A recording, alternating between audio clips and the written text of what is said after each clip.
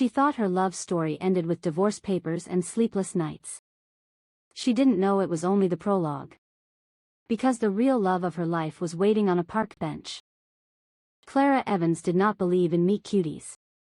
She believed in packed lunches. In washing uniforms at midnight.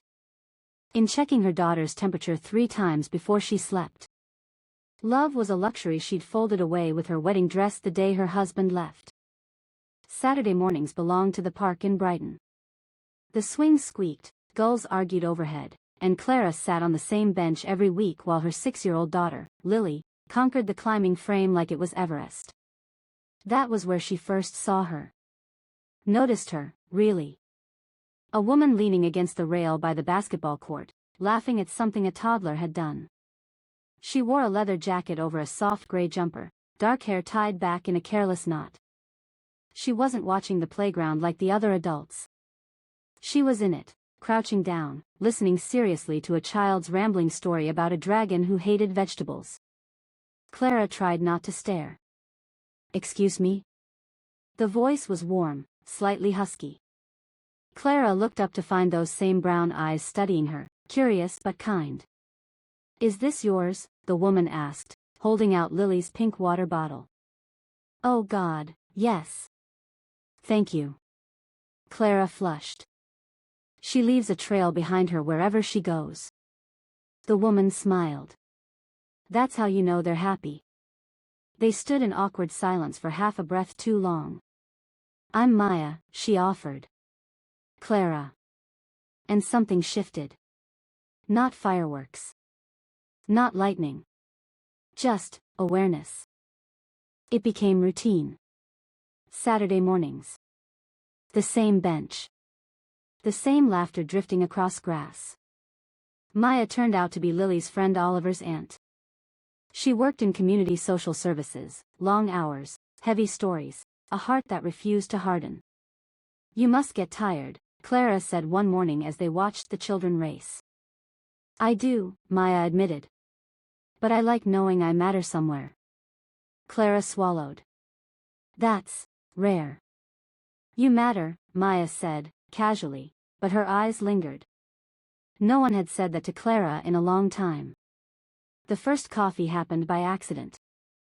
Rain forced them under the cafe awning.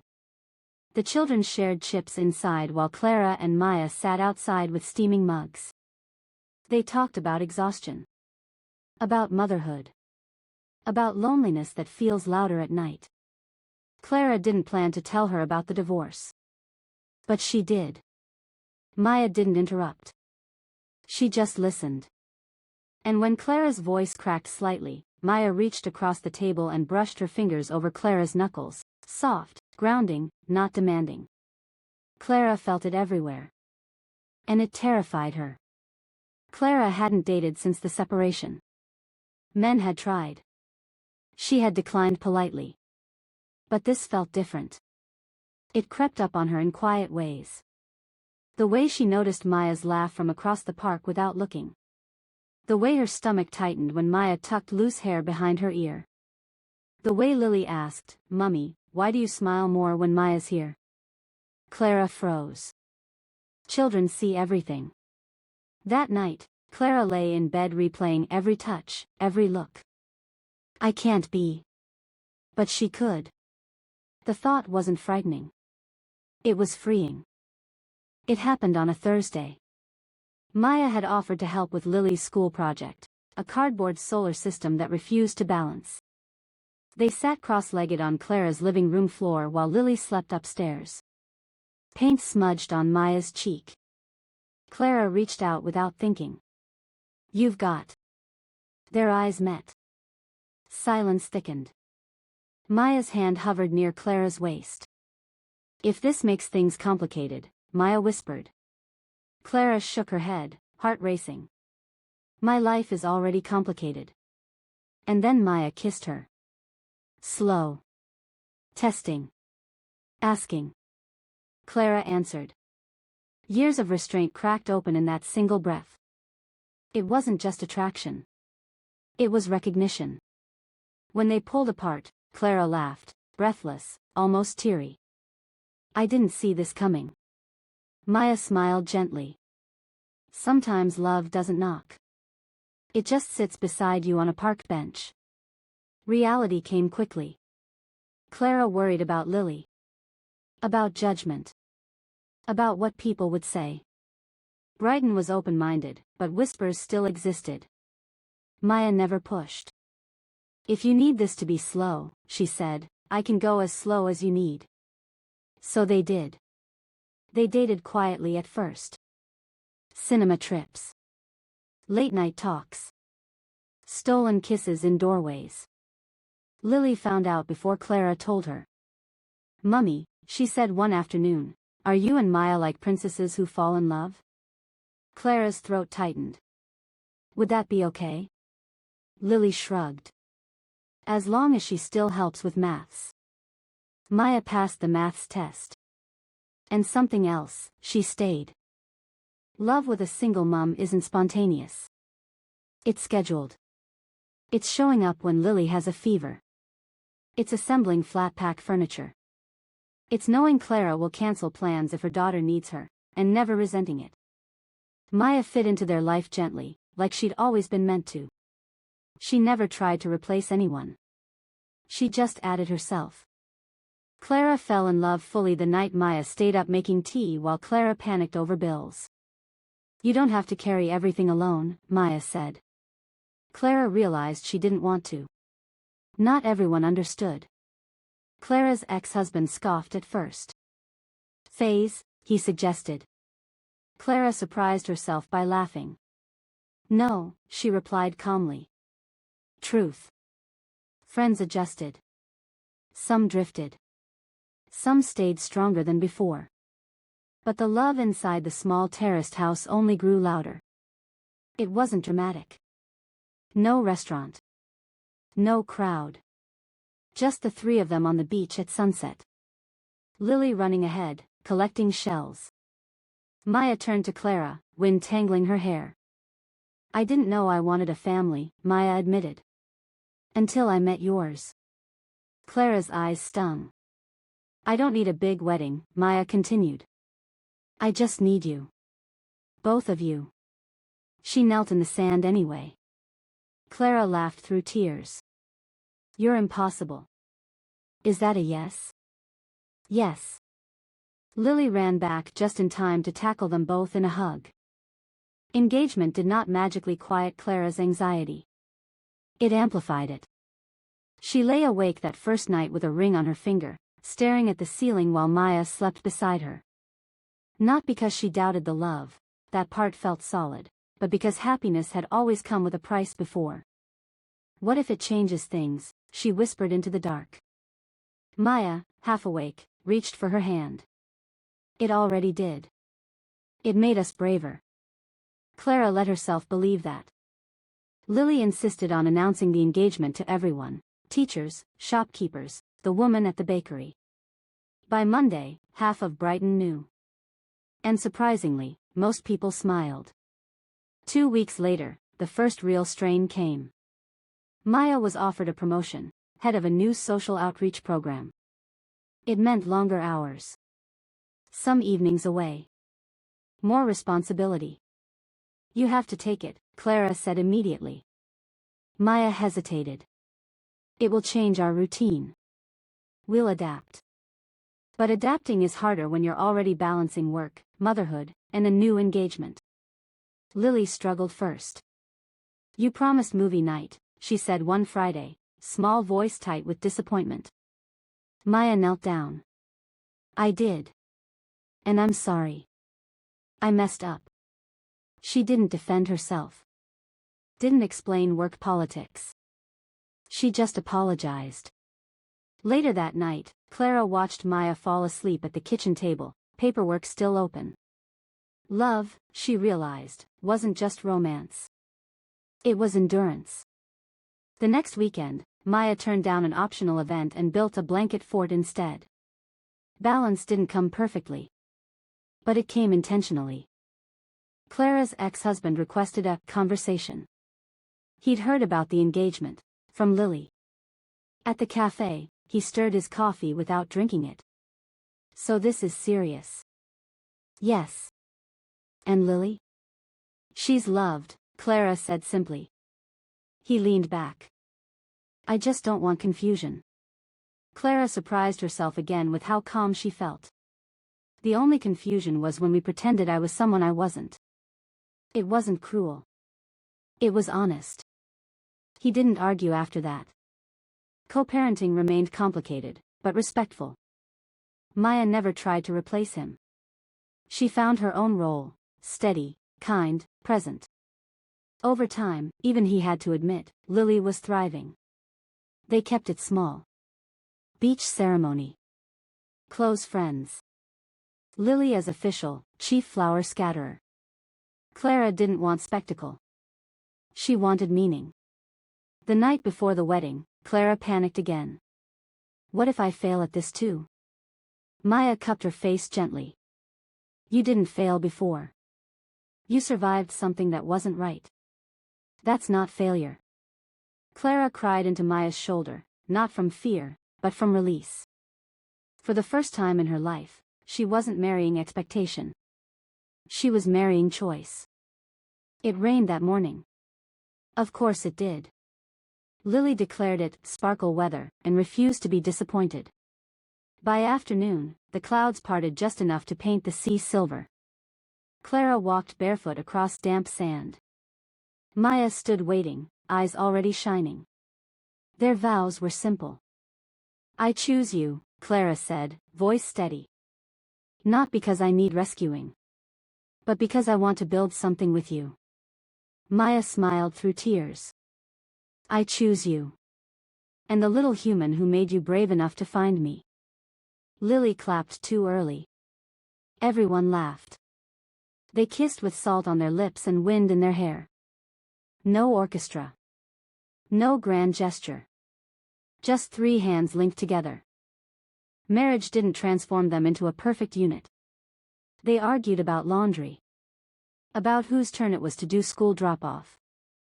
But the foundation felt different. Secure. When Lily got the flu that winter, they took shifts sleeping beside her bed. When Clara doubted her career path, Maya reminded her of her strength. When Maya's job overwhelmed her, Clara made tea and said, "You matter. But you're allowed to rest." The words Maya had once given her returned, softened and stronger. Love had become circular. 2 years later, they faced another decision. Another child. Not because they needed one. But because their love had room. The process wasn't simple.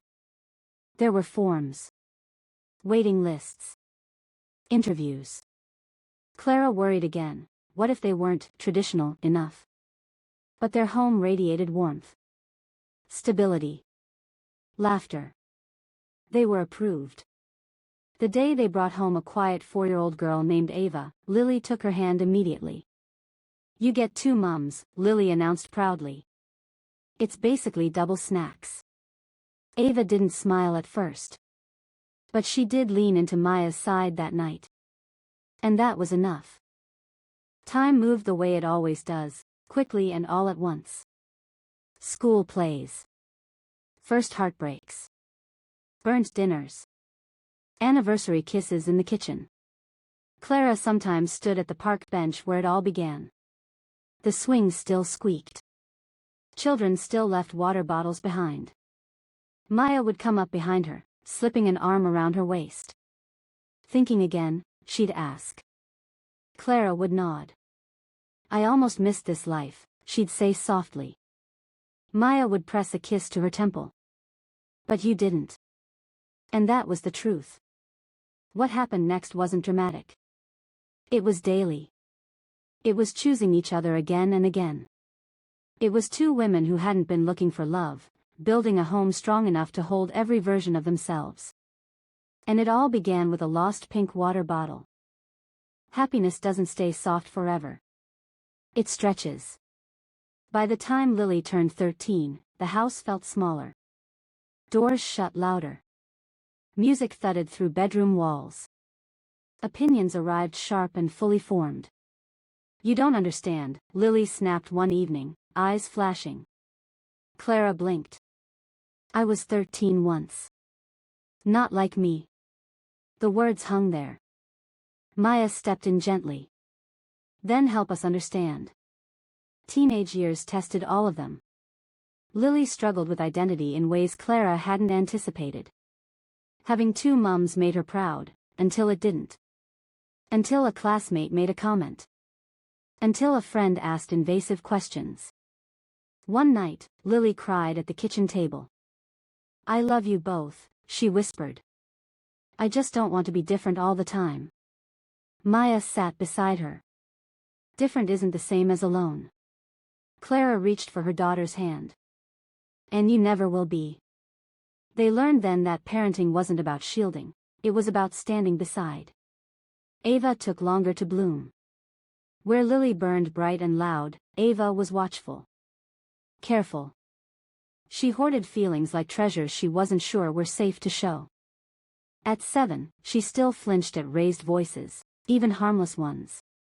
Clara found her once sitting at the top of the stairs during a minor argument about bills. Are you leaving? Ava asked quietly. Clara's heart cracked open. No, she said immediately, kneeling. We don't leave when it's hard. We talk. Maya joined them, wrapping both girls into a hug. It took years for Ava to fully believe it. But slowly, she did. Clara received an unexpected offer, a leadership role at her firm. More pay. More prestige. Longer hours. It felt like validation for every year she'd held herself together. But it also meant less time at home. I don't want to miss this stage, she admitted to Maya one night. You won't, Maya said. But you also deserve growth. The balance tipped again. Some evenings, Clara came home too tired to talk. Some mornings, guilt pressed against her ribs. Until one Saturday at the park, yes, the same park, Lily said casually, I like that you're doing something big, Mum. It makes me think I can too. Clara hadn't realized her ambition could be inheritance. She took the job. And they adjusted again. Love always carries the shadow of loss. It arrived quietly one autumn when Maya collapsed at work. Exhaustion, the doctor said. Severe stress. But for 2 days in hospital, Clara felt the old fear return, the one that whispers happiness is temporary. She sat by Maya's bed, fingers laced tight.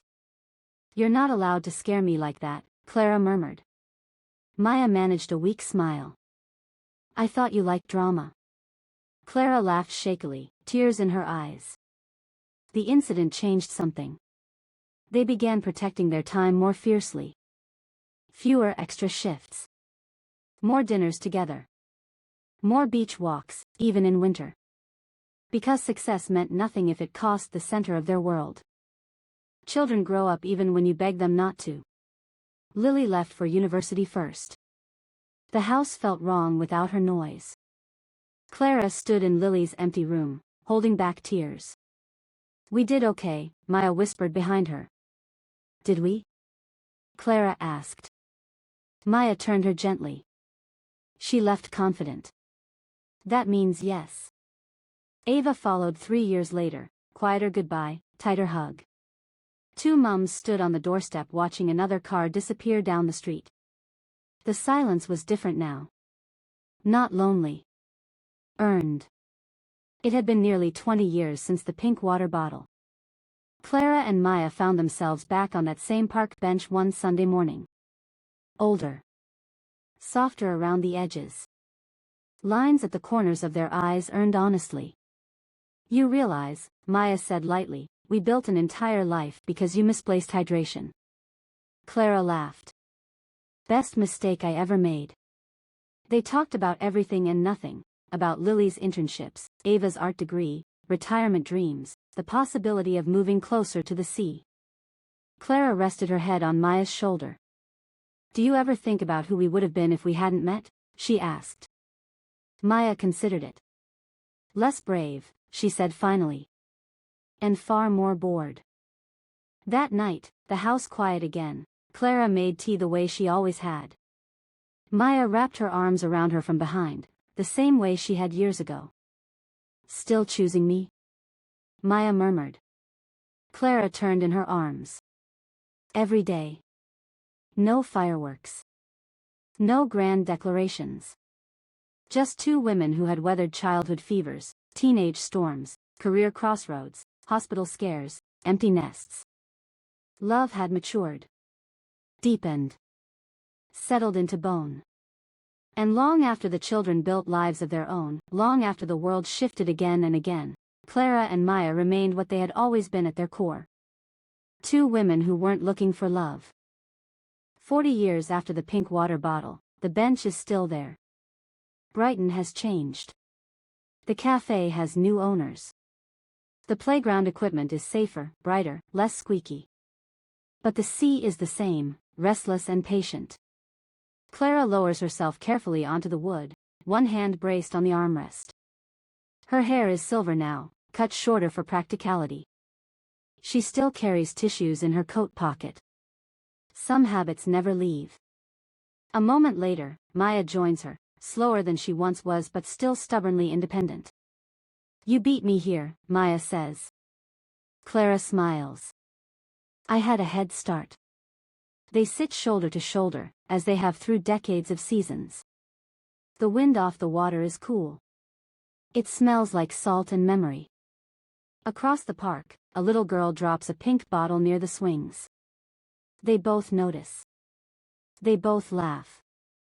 Full circle, Maya murmurs. Clara reaches for her hand, thinner now, veins visible, wedding band worn smooth with time.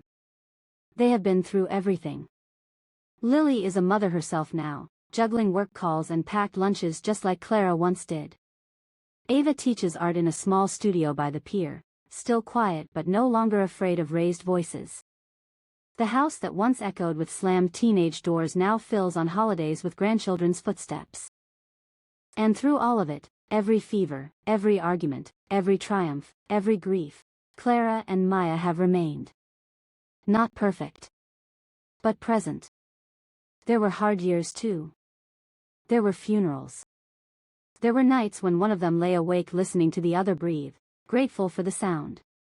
There were compromises, forgiveness, patience stretched thin and rebuilt stronger. Love did not stay cinematic. It became ordinary. And ordinary, they learned, is the most powerful thing of all.